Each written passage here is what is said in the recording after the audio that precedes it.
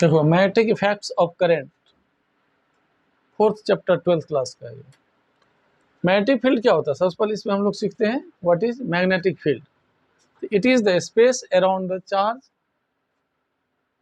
Around the magnet और current carrying conductor या around the charge in motion. Current क्या होता है, charge in motion constitutes current.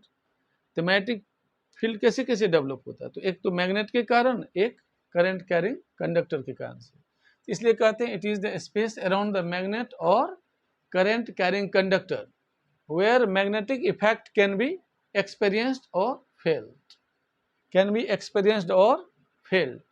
ये मैग्नेट के सराउंडिंग में ऐसा 3 डायमेंशनल स्पेस या करंट कैरिंग कंडक्टर के सराउंडिंग में ऐसा 3 डायमेंशनल स्पेस जहां पे magnetic force can be experienced, उसको कहते हैं मैग्नेटिक फील्ड। मैग्नेटिक फील्ड को जनरली हम बी से दिखाते हैं। मैग्नेटिक फील्ड इंडक्शन भी बोलते हैं इसको, मैग्नेटिक फ्लक्स डेंसिटी भी बोलते हैं, मैग्नेटिक फील्ड स्ट्रेंथ भी बोलते हैं और सिंपली मैग्नेटिक फील्ड भी बोलते हैं।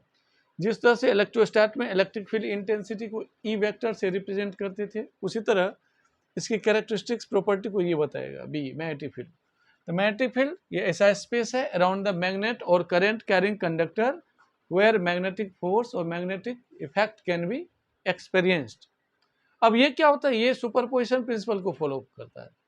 यदि बहुत सारे इंडिविजुअल सोर्स के कारण मैग्नेटिक फील्ड किसी पॉइंट पे निकालना हो तो क्या होता है, total magnetic field equal to सबका वेक्टर सम।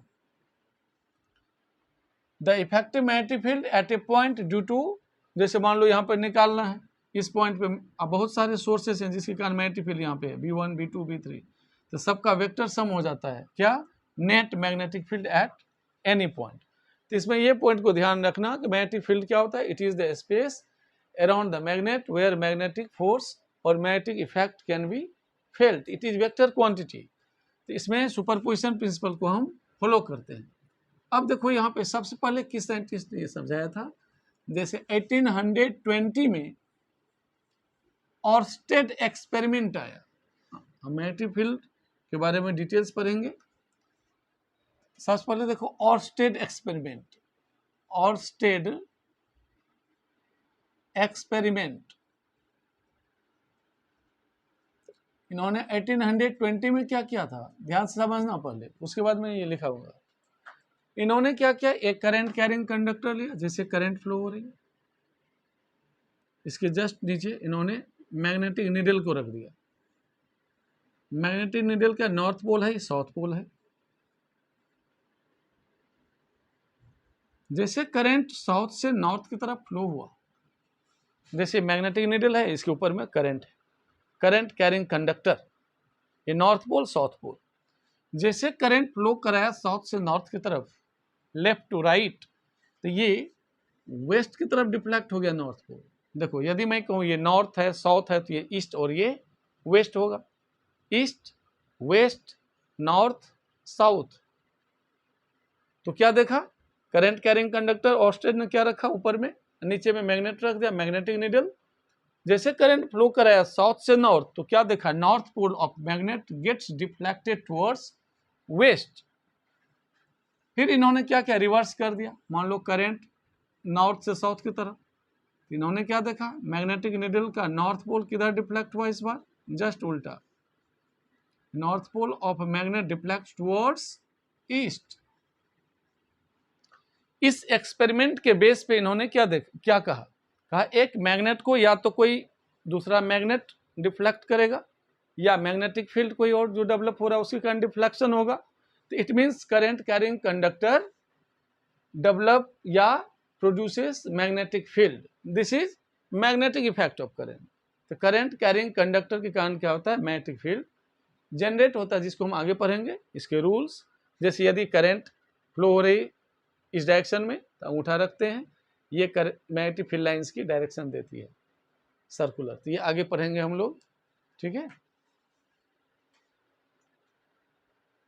साउथ से नॉर्थ और मैग्नेटिक नीडल क्या था, किधर डिफ्लेक्ट हुआ था, हमने एक्सपेरिमेंट में देखा। ऑर्स्टेड ने क्या बताया कि north pole deflect towards west. इसको हम स्नो से भी रिकलेक्ट कर लेते हैं। जैसे यदि साउथ से नॉर्थ की तरफ यदि करंट का फ्लो हुआ है तो मैग्नेटिक नीडल का नॉर्थ पोल वेस्ट की तरफ डिफ्लेक्ट हो जाता है। ठीक है, तो इस एक्सपेरिमेंट से ही पता चला कि current carrying conductor produces magnetic field.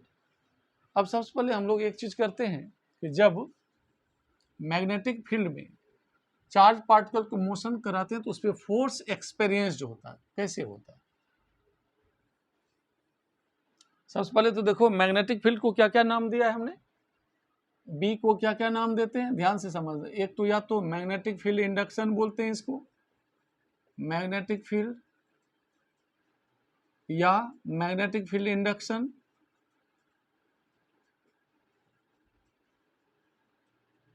Induction,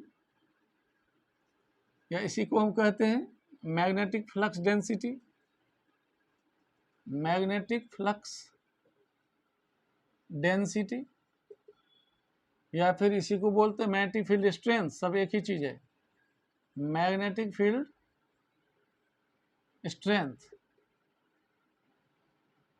सारे बी को ही बोलते हैं। उसके बाद देखो एक कंसेप्ट इसमें, when charge particle is projected with some angle, जैसे यहाँ पे ध्यान से देखो, पहले मैं डायग्राम बनाता हूँ फिर उसको समझाऊंगा।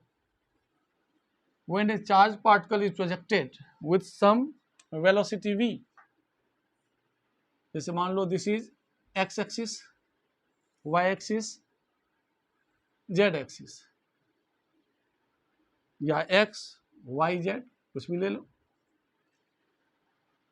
मान लो ये मैग्नेटिक फील्ड को रिप्रेजेंट कर रहा है, डायरेक्शन ऑफ मैग्नेटिक फील्ड। हमने एक चार्ज पार्टिकल को प्रोजेक्ट किया v वेलोसिटी से, q चार्ज को प्लस q चार्ज को प्रोजेक्ट किया हमने कितने एंगल पे, मैग्नेटिक फील्ड से थीटा एंगल पे। तो इसका दो कंपोनेंट हुआ वेलोसिटी का,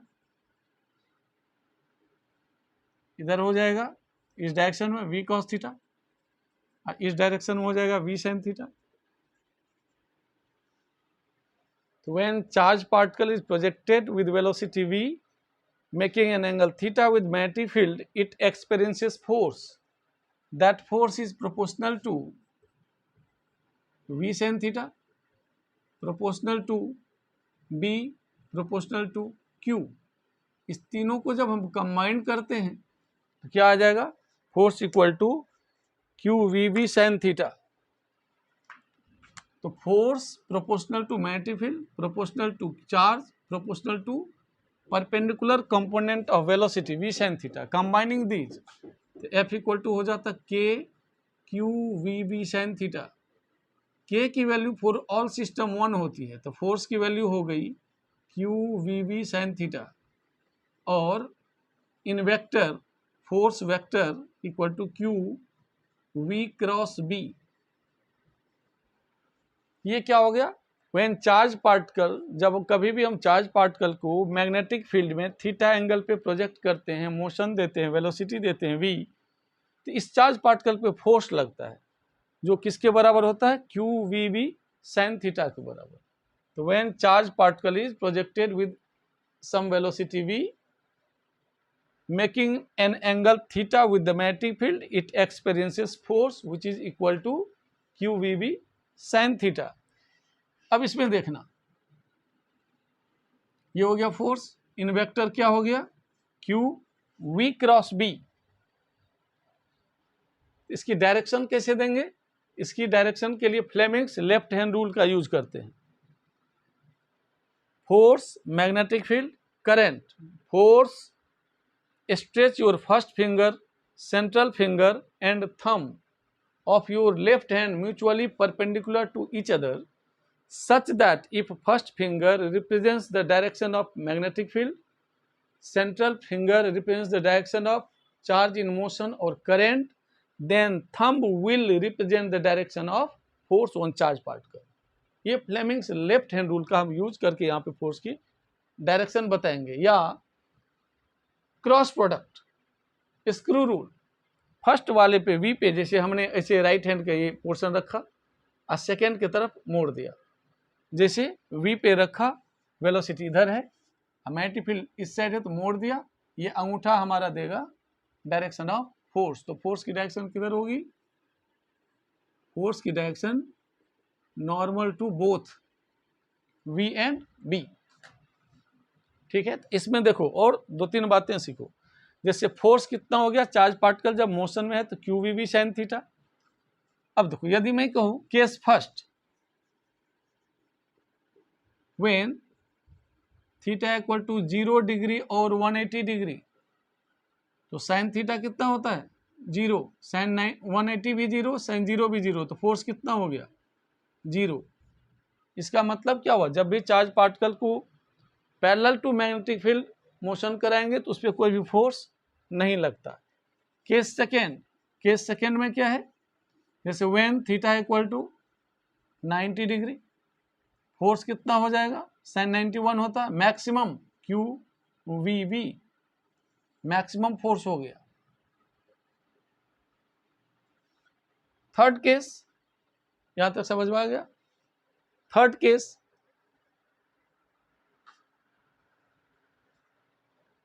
case number third, if velocity equal to 0, तो फोर्स कितना हो जाएगा 0। इसका मतलब क्या हुआ, स्टेशनरी चार्ज यदि मैग्नेटिक फील्ड में है तो उस पर कोई भी मैग्नेटिक फोर्स एक्ट नहीं होता। तो मैग्नेटिक फोर्स किस पे होता है, तो चार्ज इन मोशन, चार्ज में वेलोसिटी होना चाहिए, तभी फोर्स होगा QVB sin थीटा के बराबर।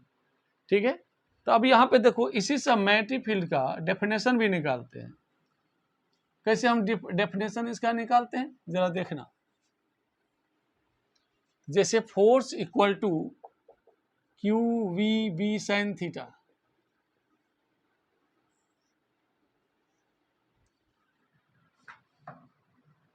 इसको हम डिफाइन कर सकते हैं। देखो, if Q equal to 1, velocity equal to 1, theta equal to 90 degree, force किसके बराबर हो जाएगा मैग्नेटिक फील्ड के बराबर। द मैग्नेटिक फील्ड या magnetic field induction is defined as the force experienced by unit charge moving with unit velocity normal to the direction of magnetic field. तो B it can be defined as the force experienced by magnetic field induction is defined as the force experienced by unit positive charge moving with unit velocity perpendicular to the direction of magnetic field, perpendicular to the direction of magnetic field। तो ये क्या होता है magnetic field induction का definition. अब ये क्या होता है वेक्टर क्वांटिटी, हमने सीखा है मैग्नेटिक फील्ड क्या होते हैं, magnetic field induction it is vector quantity, it is vector quantity. अब देखो इसका यूनिट क्या होता है, ऐसा यूनिट होता है tesla. 1 tesla equal to 1 weber per metre square. 1 tesla 1 weber per metre square, तो वेबर पर मीटर स्क्वायर भी ऐसा यूनिट हो गया मैग्नेटिक फील्ड इंडक्शन का या मैग्नेटिक फील्ड का। सीजीएस यूनिट क्या होता है इसका, गॉस, 1 गॉस। अब इस दोनों का रिलेशन क्या है, 1 tesla equal to 10 to the power 4 gauss. वैसे 1 गॉस होता है 1 maxwell per centimetre square, 1 maxwell per centimetre square. तो 1 टेस्ला हो गया 1 वेबर पर मीटर स्क्वायर, चूंकि वेबर होता है मैग्नेटिक फ्लक्स की यूनिट, और मैक्सवेल भी सीजीएस में होता है। तो मैग्नेटिक फील्ड इंडक्शन का क्या क्या यूनिट हो गया, ऐसा यूनिट हुआ टेस्ला और सीजीएस यूनिट हुआ gauss. 1 tesla equal to 10 to the power 4 gauss. अब यदि हम मैग्नेटिक फील्ड की डायमेंशन निकालें बी की, तो डायमेंशन कैसे निकालेंगे जरा ध्यान से देखो, पहले इसको देख लो, ध्यान से नोट कर लो। अब जरा देखो इसकी डायमेंशन कैसे निकालते हैं। तो डायमेंशन के लिए ध्यान से देखना, हमारे पास फॉर्मूला क्या है, force is equal to Q V B sine theta, force equal to Q V B sine theta, therefore B equal to force divided by Q V sine theta. Force की dimension क्या होती है, M L T minus two, divided by charge की क्या होता है, A T, velocity L T minus one, sine theta no dimension, तो देखो टी माइनस वन से टी कैंसिल, एल से L cancel, M minus M one, T minus two, A minus one, या फिर M one L zero, T minus two, A minus one. This is the dimension of magnetic field induction.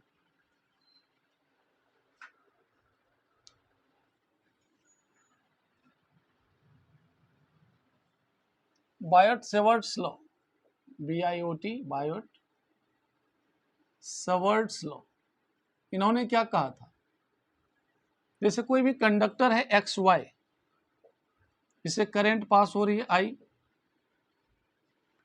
Are distance apart at any point P, जो कि theta angle बना रहा है current carrying conductor से। एक छोटा सा लेंथ ले लिया हमने DL, इस आइडियल को करंट एलिमेंट कहते हैं, करंट पास हो रही है एक्स से वाई की तरफ, this is current carrying conductor. तो बायोट-सेवर्ट ने कहा magnetic field induction at any point P which is r distance apart from the current element, ideal को क्या कहते हैं, करंट एलिमेंट। ये छोटा छोटा लेंथ है, सब मिल के टोटल लेंथ हो गया। तो आइडियल, DL है छोटा सा लेंथ, I करंट पास हो रही है, इसके कारण magnetic field r distance apart at any point P, जो कि ये R वेक्टर थीटा एंगल बना रहा है आइडियल के साथ। तो इन्होंने कहा था मैग्नेटिक फील्ड या magnetic field induction at any point P is, तो dB proportional I proportional DL proportional sine theta inversely proportional to R square. कहता है ये जो dB है इस सब फैक्टर पे डिपेंड करता है।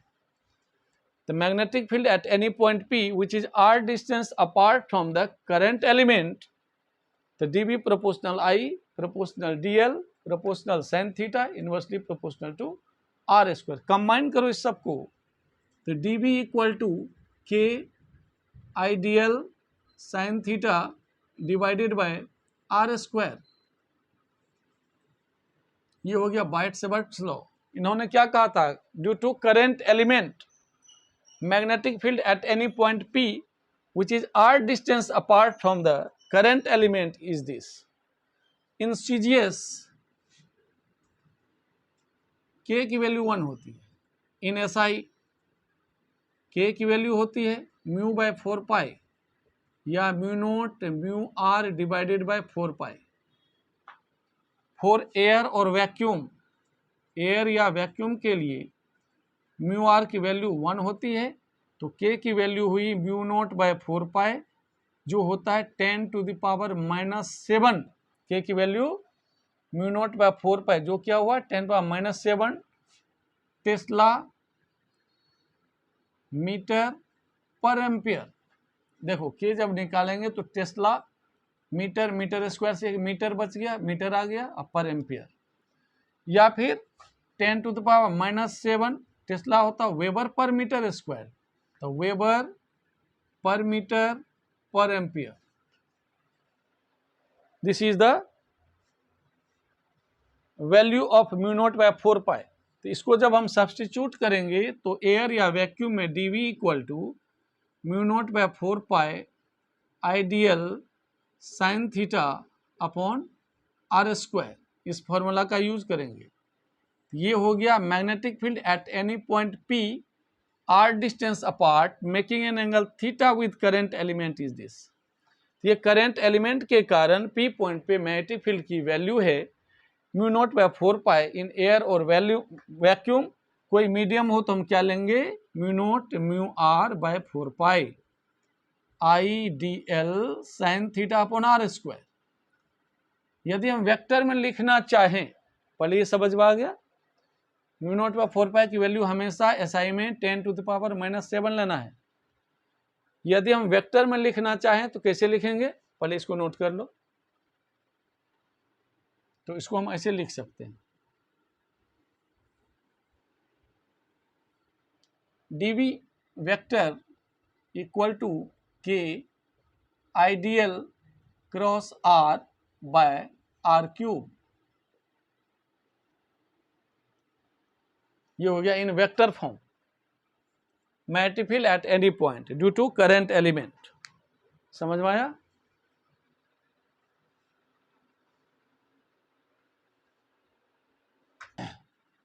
क्वेश्चन क्या कर रहा है, a wire placed along the north south direction carries a current of 8 ampere. देखो ये north south, east west north south. A wire placed along north-south direction carries a current of 8 ampere from south to north। तो current ऐसे pass हो रही है, कितना? 8 ampere.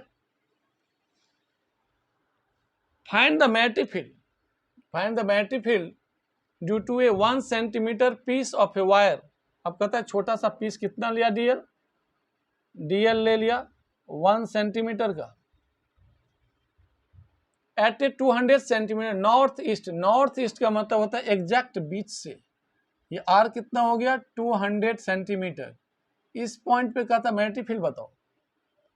ठीक है, तो देखो यहाँ पे एक छोटा सा एलिमेंट है 1 सेंटीमीटर का करंट कैरिंग एलिमेंट, इसके कारण पी पॉइंट, मान लो कोई पॉइंट माना मैंने, यहाँ पे मैटिफिल का वैल्यू पूछता है। तो देखो ये करंट कैरिंग कंडक्टर और इसके बीच कितना एंगल है, थीटा इक्वल टू 45 डिग्री। अभी जो बताया था बायट सेवर्ट्स लॉ, उसी से according to Biot Savart's law magnetic field due to current element SI में mu naught by 4 pi ideal sine theta upon R square. तो mu naught by 4 pi 10⁻⁻7। Current कितना flow हो रहा है, 8। डीएल कितना है 1 सेंटीमीटर यानी 10⁻⁻2 मीटर। साइन 45 क्या होता है 1/√2 और divided by R square. R है 200 सेंटीमीटर यानी 2 मीटर, 2 स्क्वायर। तो ये हो गया 10⁻⁻7 to 8 इंटू 10⁻⁻7 बाय 4 इंटू √2। तो देखो 4 2 जा कट गया, तो ये हो गया 2 को √2 से काटो तो √2 मल्टीप्लाइड बाय 10⁻, ये कितना था 2 ना, क्योंकि -9। तो 1.414 multiplied by 10⁻9 tesla. This is the magnetic field at point P which is 200 centimeter apart from the current element 1 centimeter having current 8 ampere। Question का आंसर सॉल्यूशन देखो कैसे करते हैं इसका। क्वेश्चन क्या कहता है, an element delta L equal to delta X I cap, the value of delta X is 1 centimetre.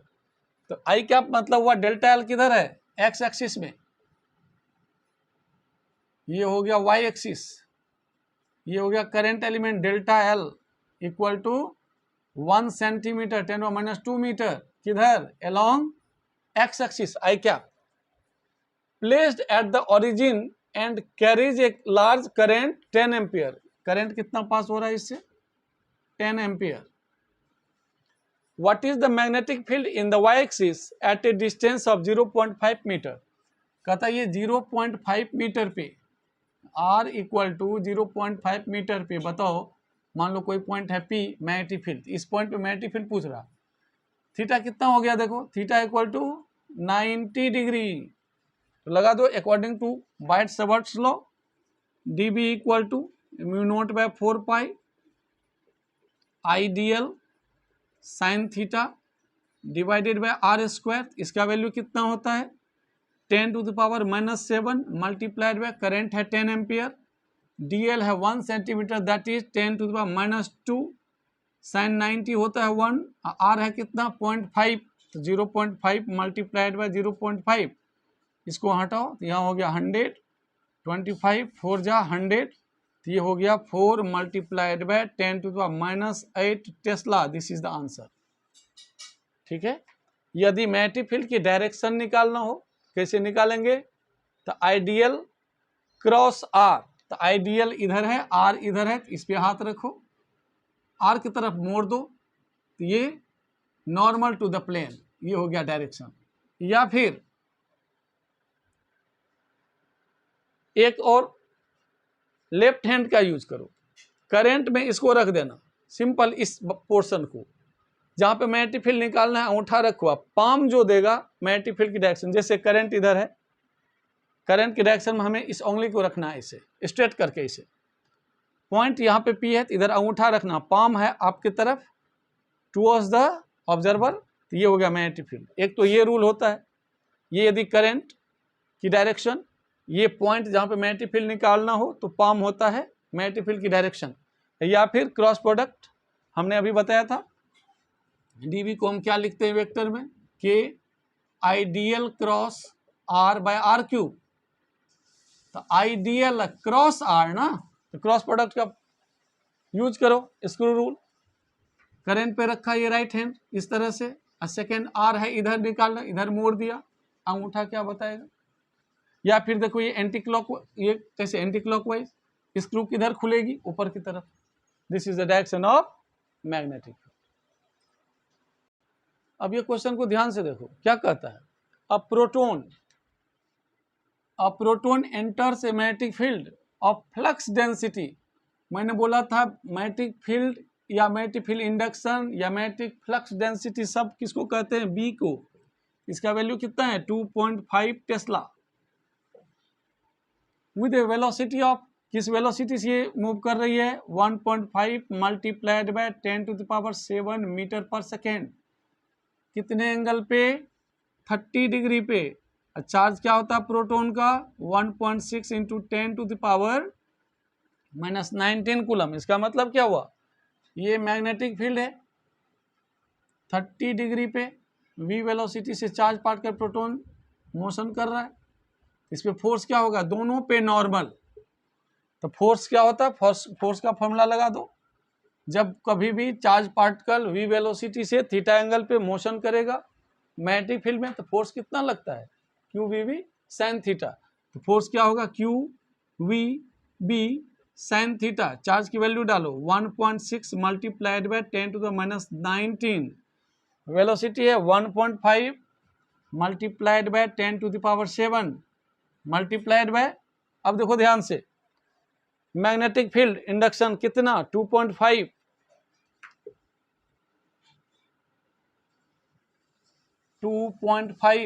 Multiplied by sine 30 degree कितना होता है 1/2।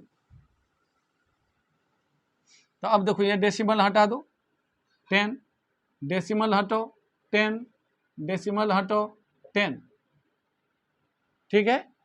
तो 5 3 जा 5 2 जा 5 5 5 2 जा 5 2 जा 2 2 2 2 2 16 कैंसिल, कितना हुआ answer 3 multiplied by 10⁻⁻12 newton, normally to the magnetic field and velocity, दोनों के ऊपर नॉर्मल। क्या कहता है क्वेश्चन में, an alpha particle is projected, an alpha particle is projected vertically upward with a speed of 3 into 10⁴ kilometre per second. तो velocity कितना हो गया 3 into 10⁴ kilometre per second, SI में क्या लेते हैं मीटर पर सेकेंड, तो कितना होगा 3 multiplied by 10⁴ multiplied by 10⁻³ metre पर सेकेंड, 3 मल्टीप्लाइड बाय 10⁻⁷ मीटर पर सेकेंड। पहले तो इसको एसआई में ले लो मीटर पर सेकेंड में वेलोसिटी को। In a region where a magnetic field of magnitude 1.0 tesla, तो बी की वैल्यू कितनी है 1.0 टेस्ला, एसआई में है। Exist in the direction south to north, find the magnetic force that acts on the particle. तो देखो charge particle, alpha particle पे कितना चार्ज होता है 2 प्रोटॉन के बराबर, 2 मल्टीप्लाइड बाय 1.6 इंटू 10⁻⁹ कूलम, क्योंकि अल्फा पार्टिकल क्या होता है हीलियम +2 आयन, ये होता है अल्फा पार्टिकल। तो अल्फा पार्टिकल की मास 4 AMU होती है और चार्ज होती है 2 टाइम्स प्रोटॉन के बराबर, तो 2 multiplied by 1.6 into 10 to the power -19 coulomb. तो अब देखो यहाँ पे फोर्स का फॉर्मूला थीटा कितना है, वर्टिकली अपवर्ड जा रही है तो थीटा हो गया 90 डिग्री। तो फोर्स का फॉर्मूला लगाओ, जब charge particle is projected in magnetic field तो Q V B sine theta. देखो everything is given in the question, सबका वैल्यू डाल दो, आंसर आ गया। तो चार्ज की वैल्यू हो गई 3.2 multiplied by 10 to the -19, velocity है 3 multiplied by 10 to the power 7, magnetic field है 0.1 यानी 10 पावर -1, नहीं मैग्नेटिक फील्ड है 1, -1 नहीं, मैग्नेटिक फील्ड की वैल्यू है 1, साइन 91। आंसर कितना आया 9.6 multiplied by 10 to the power -12 newton. ठीक है,